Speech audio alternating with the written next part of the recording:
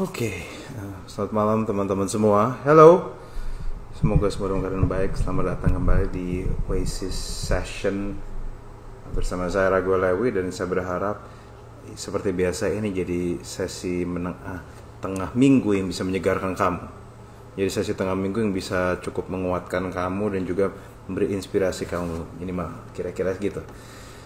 Teman-teman akan dapat penyegaran dari saya akan nyanyi satu lagu dan kemudian saya akan buka ayat, dan saya harap apa yang saya bagikan hari ini akan bisa menguatkan teman-teman dan bisa bikin teman-teman sadar kira-kira kamu tuh mau ngapain di hidupmu dan bagaimana kamu mengelola kehidupan kamu. Oke, let's go. Hari ini saya mau nyanyi satu lagu dulu, judulnya Reckless Love. Kalau misalnya ada yang mau taruh liriknya di live juga nggak apa-apa ya. Oke.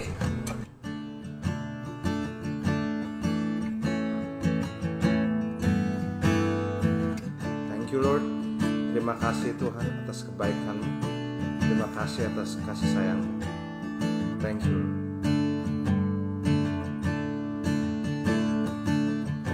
Before I spoke a word, you were singing over me. You have been so good to me. Amen. Before I took a breath, you gave your life for me. Amen. You have been so good to me. Oh, the overwhelming, never-ending, reckless love of God. Oh, He chases me down, fights till I'm found, leaves the 99. I couldn't earn it, I don't deserve it, still you give yourself away. Oh, the overwhelming, never-ending, reckless love of God. Hey. Oh,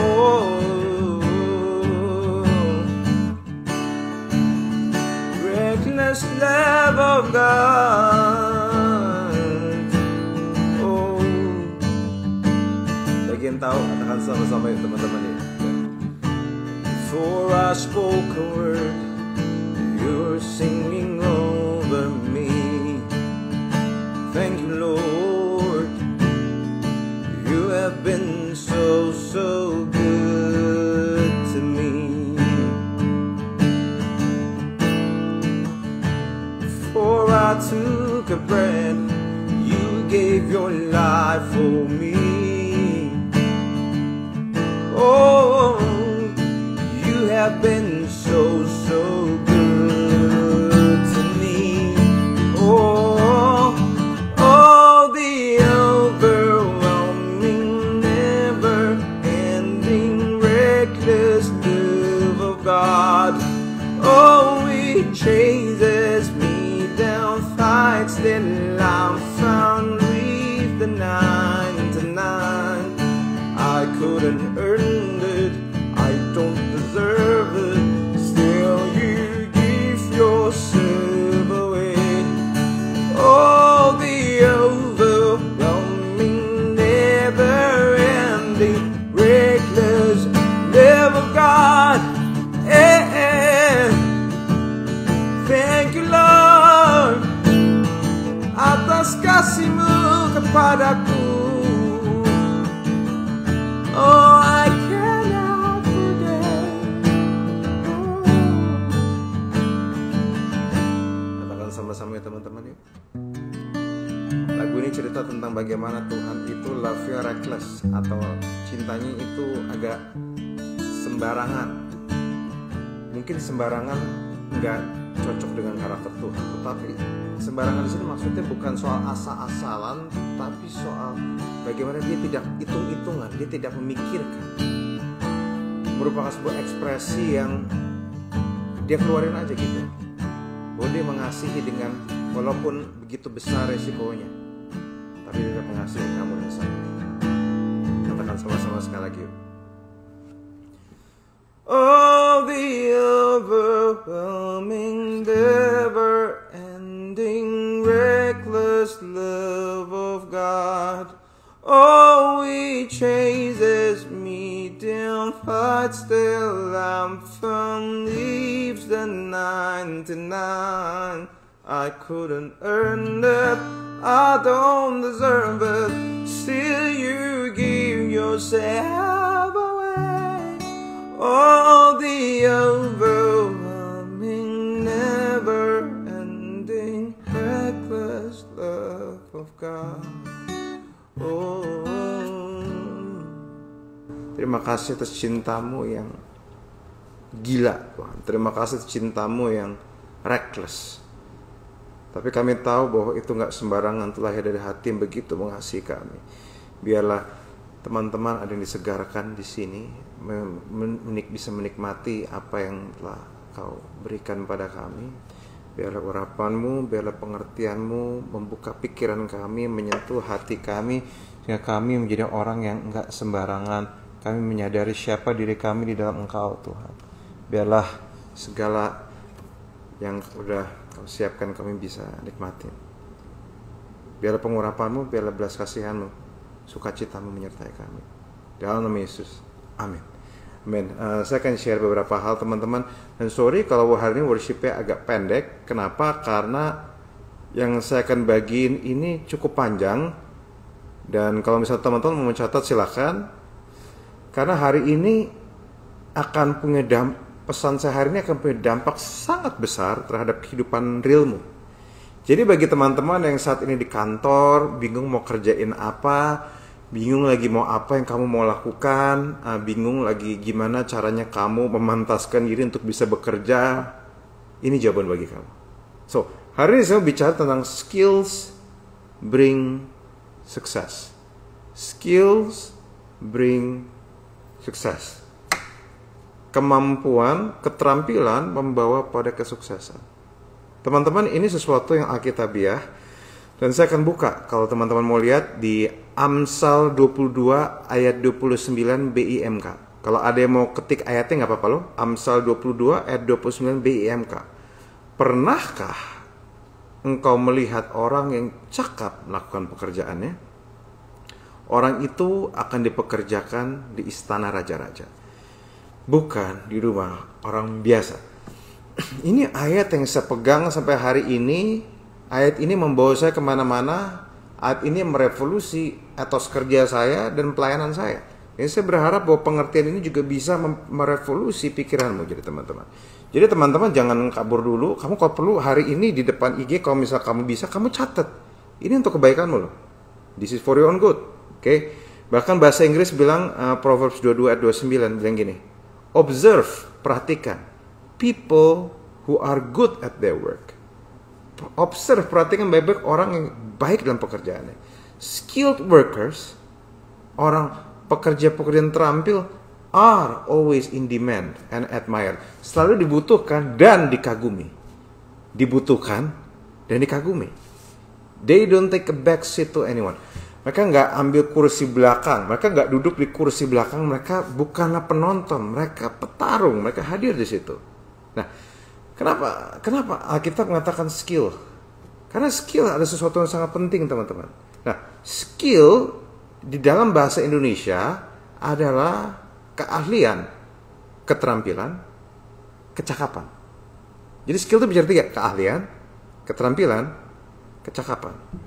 Dia adalah bakat atau potensi yang dilatih. Jadi keterampilan itu bukan cuma bakat. Keterampilan adalah bakat dan potensi yang dilatih. Jadi teman-teman, jadi dia nggak mentah teman-teman. Jadi dia itu dilatih sehingga dia bukan cuma sekedar berbakat, tetapi dia terampil.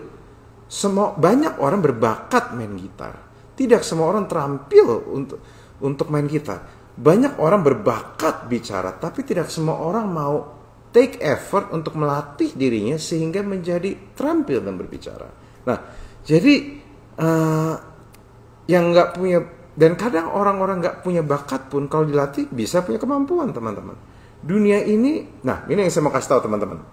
Oke, ini saya akan bantu teman-teman. Dunia ini mengenal dua macam skill, yaitu hard skill dan soft skill. Hard skill yaitu keterampilan keras, soft skill artinya keterampilan lembut.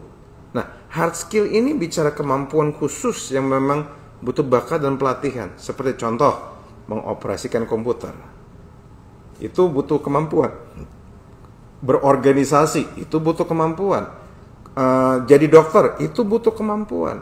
Kemampuan bermain musik, itu kemampuan, teman-teman. Menjahit, berbicara, analisa, desain grafis, itu semua yang disebut sebagai hard skill. Dan teman-teman mungkin saat ini pernah ambil kuliah yang sifatnya hard skill. Skill-skill itu sangat dibutuhkan. Nah, jadi teman-teman, mungkin kamu ada yang punya hal itu. Mungkin ada di antara kamu punya kemampuan mengoperasikan atau bikin coding komputer. Bisa main musik, pinter ngomong, pinter menjahit, pinter masak. Kayak kamu hebat sekali di daerah situ. Nah, yang orang nggak tahu, sebenarnya ada lagi yang namanya soft skills. Dan soft skills ini yang tampaknya lebih mengagetkan, teman-teman. Kenapa? Karena soft skills bicara keterampilan-keterampilan yang jangan-jangan teman-teman pun tidak sangka itu keterampilan. Nah, contoh ini keterampilan halus ini bisa dipelajari siapapun, semua orang bisa milikinya dan semua orang bisa melatihnya. Contoh nomor 1, keterampilan kontrol emosi. Mengontrol emosi adalah sebuah kemampuan, sebuah skill yang bisa dipelajari. Kedua, komunikasi yang efektif, itu skill yang bisa dipelajari. 3, kemampuan bekerja sama. Jadi teman-teman, bayangin, bekerja sama ada sebuah keterampilan yang luar biasa, teman-teman. Kalau teman-teman di kantor itu teman-teman bisa cek bahwa di CV-nya dikatakan bisa bekerja sama dengan orang lain. Kenapa? Karena itu sebuah keterampilan. Jadi kalau teman-teman mungkin kemampuan kasarnya, hard skill-nya tuh nggak banyak, jangan minder dulu. Siapa tahu soft skill-nya bagus, kemampuan bagus. Nah, jadi fleksibel itu bisa, teman-teman. Fleksibel adalah salah satu keterampilan. Kemampuan menyelesaikan konflik itu salah satu keterampilan. Kemampuan menyelesaikan problem salah satu keterampilan. Kemampuan, contoh, membuat atmosfer di lingkungan tetap jadi tenang. Teman-teman bisa bayangkan nggak saat kamu di kantor atau di kampus kamu, tiba-tiba ada satu orang datang yang kelas yang tadi diem aja, gloomy, cuek-cuek aja, tiba-tiba gara-gara dia jadi hangat. Itu sebuah keterampilan, teman-teman. Kemampuan ambil keputusan, itu sebuah keterampilan. Dan jangan pernah anggap remeh hal-hal itu. Hanya karena itu tidak ditemukan di kampus, tidak berarti itu tidak penting, teman-teman. Dan yang paling gampang, skill, kemampuan untuk cepat move on dan cari yang baru. Itu juga sebuah kemampuan, teman-teman. Halo, sejauh ini aman, teman-teman? Apa bisa dicerna? Karena teman-teman harus membedakan. Jangan-jangan bahwa kamu lebih hebat dari yang kamu kira. Jangan-jangan kamu punya keterampilan lebih banyak dari yang kamu kira. Jangan-jangan bahwa walaupun kamu hard skill-nya nggak terlalu banyak, kamu punya banyak keterampilan-keterampilan yang lain. Karena keterampilan itu juga dibutuhkan untuk kamu bisa bersaing di masa depan. Orang tuh kayak gini, sekarang kamu bayangkan, misalnya dia jago coding, jago masak, tapi nyolot. Orang malas juga. Jago main musik, tapi songong. Orang malas juga. Nah, ini yang kamu perlu ngerti, teman-teman. Kamu harus punya hal-hal ini. Dan kalau ada yang sudah punya, kamu harus belajar melatih dirimu. Kalau ada yang sudah punya, kamu harus mulai berbangga dan mempertajam bahwa itu sesuatu yang baik, teman-teman. Nah, orang suka nggak sadar. Orang suka nggak sadar gini. Saat kemampuanmu bagus, bukan kamu cari orang. Orang cari kamu. Ini yang orang suka lupa. Pekerjaan yang cari kamu. Kamu nggak cari orang yang cari kamu, teman-teman. Karena keterampilan kamu itu mahal. Teman-teman tahu nggak? Di masa sekarang di banyak kantor, keterampilan mengontrol emosi dan tetap berkepala dingin itu sebuah keterampilan yang luar biasa, teman-teman. Orang-orang kepalanya dingin dan bisa sambil tetap menyelesaikan masalah, itu levelnya nggak di bawah, levelnya ada di atas, teman-teman. Itu sesuatu yang powerful sekali. Kalau sekarang teman-teman bayangkan kalau kamu punya keterampilan yang hard skill dipadu sama soft skill, itu kan powerful sekali dampaknya, teman-teman. Kamu akan dicari di mana-mana. Teman-teman, saya ingat bahwa pada awal-awal saya melayani dan awal-awal di karir saya sebagai seorang businessman, bahkan di daerah musik, saya bukanlah orang memulai dari sesuatu yang besar, teman-teman. Saya nggak mulai dari sesuatu yang besar. Saya mulai dari sesuatu yang kecil, teman-teman. Saya setiap kali ada panggilan berbicara, saya lakukan terbaik dan saya punya good attitude. Saya dengerin orang, saya berusaha untuk ngobrol keadaan gerejanya seperti apa. Dan teman-teman tahu nggak? Kenapa Tuhan izinkan saya punya karir pelayanan yang di mana-mana? Sebenarnya bukan karena saya mempromosikan diri saya. Teman-teman tahu bahwa saya nggak pernah sebut tulis di Instagram saya Pastor L. Nggak gitu, teman-teman. Tapi saya itu hanya memberikan pesanan terbaik yang saya bisa. Tiba-tiba teman-teman saya yang mempromosikan saya. Saya ingat Pastor Chris, Pastor Radit, mereka yang promosiin saya. Ini nih, lu harus kontak orang ini. Kamu harus kontak Pastor Rego. Ini orang bagus banget. Jadi padahal saya nggak bisa mempromosikan diri saya. Saya aja, ini bukan soal pamer atau gimana. Ini hanya sebuah realita yang saya hadapin, teman-teman. Bahwa orang mempromosikan saya, teman-teman. Nah, makanya orang-orang kayak gini, orang-orang yang seperti ini akan dicari di mana-mana. Ada satu cerita tentang satu orang yang saya kenal. Dia seorang ahli fisioterapi, teman-teman. Fisioterapi itu sebenarnya kalau teman-teman tahu bukan cuma soal yang oksigen, tapi dia bicara soal kemampuan untuk terapi pijat khusus yang dimana dia secara medis bisa benerin bahu, badan, urat yang salah kembali benar. Jadi ini orang skillnya luar biasa. Jadi kalau pijit kan cuma sekedar relaksasi, habis teman-teman pijit bener relax. Enggak, dia benerin otot, yang kesleo dia benerin lagi. Jadi dia tuh kayak ngerti jalurnya badan sehingga dia bisa, saya ingat dia bisa benerin. Saya ingat setiap kali saya ketemu dia, saya selalu dia pegang badan saya, dia langsung tahu misalnya, oh kamu ini sakitnya di sini. Dan dia tahu dia harus pijit di bagian mana, dia harus tekan, dia harus memberikan terapi di bagian mana. Dan setiap kali saya habis dari klinik dia, saya langsung badan saya seger banget. Dan teman-teman tahu nggak? Beberapa orang cuma bilang, itu cuma pijit doang. Mbok gue juga bisa, katanya. Membantu gue juga bisa pijit-pijit. Oh no, dengan skill dia itu, dia dibayar mahal. Menterapi begitu banyak orang, bahkan sampai pengusaha-pengusaha kelas kakap Indonesia, bahkan sampai sempat dibawa ke luar negeri. Karena skill yang luar biasa, teman-teman. Jadi orang rata-rata, sorry ya kalau saya bilang gini, orang rata-rata pasti cuma bilang, apaan sih pijit doang? Enggak, itu enggak pijit doang. Itu sesuatu yang powerful yang menjawab permasalahan orang, skillnya dia sampai dia dibawa kemana-mana. Dan teman-teman tahu nggak bahwa kamu harus sadar dengan apa yang kamu punya. Kalau kamu ada yang punya potensi, kerjakan potensimu sampai jadi skill. Dan sambil kamu perlu cek kemampuan apa yang bisa kamu lakukan. Jangan-jangan teman-teman punya kemampuan sabar. Jangan-jangan teman-teman punya kemampuan untuk bicara diplomatis sama orang. Jangan-jangan kamu punya kemampuan untuk bisa berempati. Teman-teman tahu, berempati ada sebuah skill yang sangat luar biasa. Skill yang sangat luar biasa. Jadi saya harap ini pikiran dibuka bahwa jangan-jangan kamu lebih kuat, lebih diperlengkapi Tuhan dibandingkan apa yang pernah kamu bayangkan. Jadi jangan sampai kamu lolos di sini. Nah, tentu keberuntungan dan kasih karunia itu memang jelas Tuhan yang atur. Tuhan punya grace untuk kamu dan saya. Tuhan punya kasih karunia untuk kita. Dan Tuhan bisa buka pintu-pintu gerbang yang kita nggak bisa buka. Dan kadang hanya Tuhan yang bisa buka. Tapi teman-teman tahu nggak bahwa persiapan itu urusan kita. Ini yang saya pelajarin. Sukses itu dua, teman-teman. Persiapan bertemu kesempatan. Kesempatan hanya bisa Tuhan. Persiapan itu kita. Kerjakan skill kita. Itu urusan kita sambil dipandu Roh Kudus. Kira-kira skill apa yang saat ini dibutuhkan, teman-teman. Nah, ini yang teman-teman perlu lihat. Makanya ada 4 pertanyaan yang saya mau bagikan ke teman-teman, yang saya harap bisa menyegarkan teman-teman. Mungkin teman-teman someday bisa catat di kertas kamu atau di handphone kamu. Nomor 1, hard skill dan soft skill apa yang kamu punya. Karena Tuhan mau pakai hal itu. Tuhan bisa pakai. Dan kadang kamu perlu nanya, soft skill apa yang saya punya ya? Tanya teman-teman kamu, kayak apa kelebihan saya? Jangan-jangan mereka bilang, kamu tuh sabar, kamu tuh ini, kamu tuh gitu. Beberapa orang nggak sadar soft skill mereka karena mereka merasa itu terlalu biasa bagi mereka. Saking naturalnya, mereka jadi ngerasa itu terlalu biasa.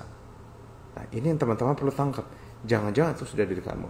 Yang kedua, hard skill dan soft skill apa yang pengen kamu pelajarin? Yang kamu rasa masih kurang.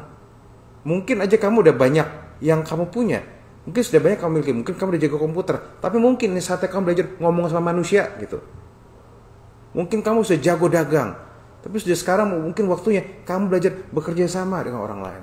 Bernegosiasi dengan investor. Mungkin. Sekarang kamu mungkin sudah di tempat kerja yang bagus. Rapih gitu. Tempat kerja kamu gaji udah gede.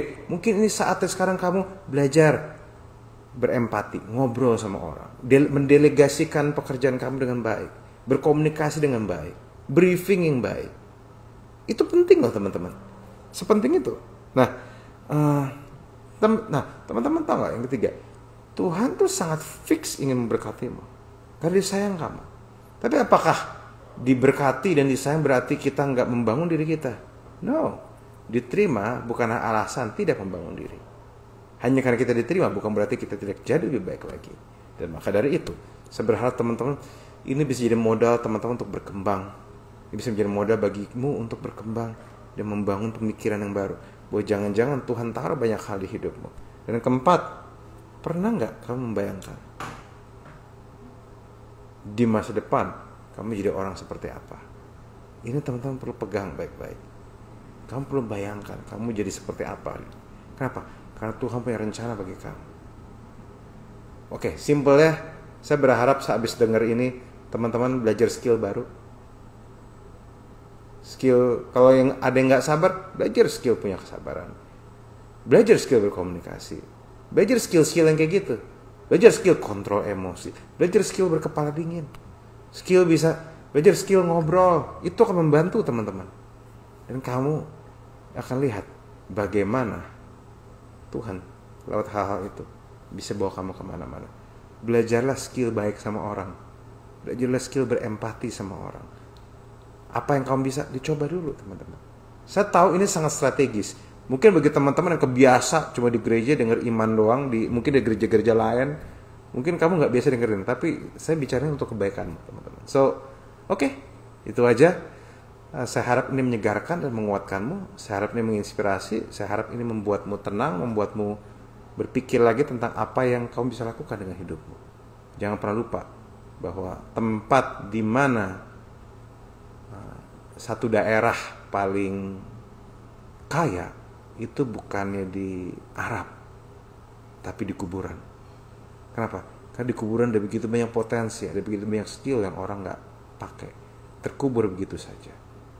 Saya berharap teman-teman bisa dipanggil Tuhan nanti mati dalam keadaan kosong.